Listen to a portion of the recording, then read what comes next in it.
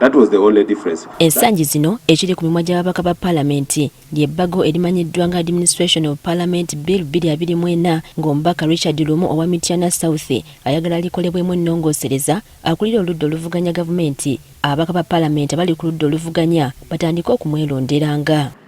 Ebbago lino lyasindikibwa mu kakiiko ka Palament ak'ebyamateeka litandika okubaganyizibwako ebirowoozo. Olwaleero akwatibwako ensonga eno butereevu akulira oludda oluvuganya Joel Ssenyonyi alabiseeko mu kakiiko kano naye okuwa endowoozaye.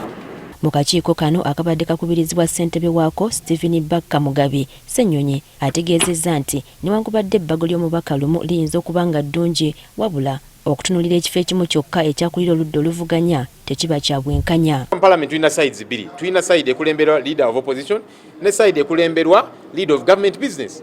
Leader of government business tebamukubako kalulu. Government chief whip tebamukubako kalulu. Ba cabinet minister aba government tebabakubako kalulu.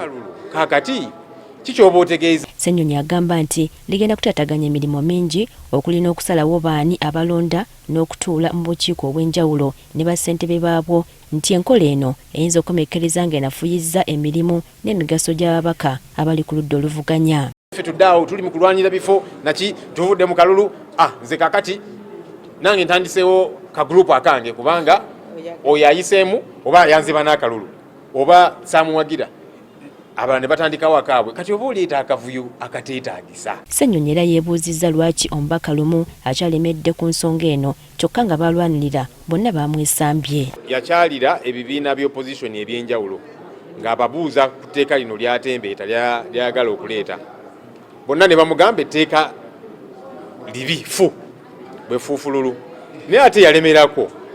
Kakati ne twebuuza abantu b'ogamba nti booleetera etteeka baliganye baligobye obeera kino kikubiraani. Bw'atyo amusabye bw'aba asengeka ensonga ze aleme kutunuulira Ssenyonyi ng'omuntu nti entebe gy'alimu si wa kugivaamu kubanga luyinza okukya ng'ekifo kyalwanyisa ate yakirimu. Kiba kikyamu bw'okola etteeka ng'olikola olina omuntu gw'otagetinga ng'omuntu kubanga oyinza okutagetinga abaliwo kaakano enkeera n'obeera nga gw'oli mu opposition. Twabiraba Oweekitiibwa Mama Mbabazi yali ku Public Order Management Act ye kennyini yasooka okulumiwa etteeka lino. Abamu ku babaka bawerekeddeko Ssenyonyi mu kakiiko basabye omubaka Lumu ensonga zino okuziggyamu enta kubanga teri n'omu amuli mabega ku bonna bagamba nti balwanirira. Alina etteeka okuggyako ng'alireetedde muntu ng'alyereetedde nga ye naye bw'aba ng'alireese nga ly'abantu.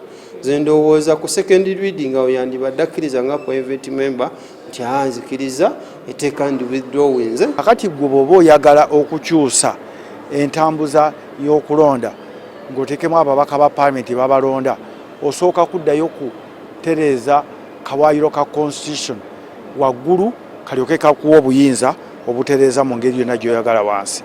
Kakati Olwaleero Lumu yabadde alina okugenda okusaba okukyusa akawaayiro 82 akali mu constitution oluvannyuma ffe tujje no mu Palament alyoke aleete ennongoosereza eno gy'ayogerako.